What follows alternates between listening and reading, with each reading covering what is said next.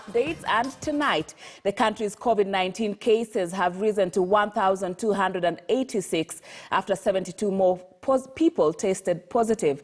Nairobi continues to record the highest number of new infections, with 52 of the 72 cases being confirmed in the city. Turkana County becomes the 29th and latest county to record a COVID-19 case. The number of health workers who have tested positive remains at 34, with COVID-19 recoveries now hitting the 400 mark. KTN's senior reporter Rita Tinina with a breakdown of the numbers. Today, we have 72 individuals testing positive for the virus from 2,711 samples tested. 52 of the new cases are from Nairobi, 11 from Mombasa and 7 from Kiambu. Isiolo and Turkana have 1 case each. And Turkana now becomes the latest county to record a case.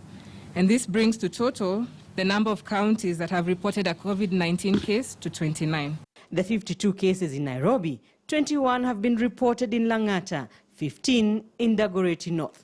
Kamukunji and Kibra each have 4 cases. Kasarani has 3 cases. Embakasi East, 2. Dagoretti South, Makadara and Mathare have 1 case each. In Mombasa, 4 cases have been recorded in Nyali, 3 in Mvita, 3 in Kisauni and 1 in Changamwe.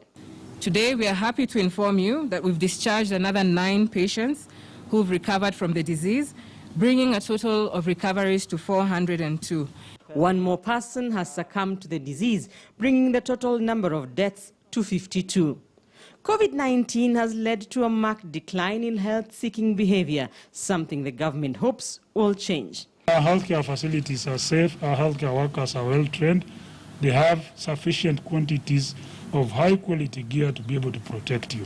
So nobody should shy away from going to a health facility to get services. At border points such as Malaba and Busia, COVID-19 testing is yet to be streamlined, leading to a snarl-up of trucks.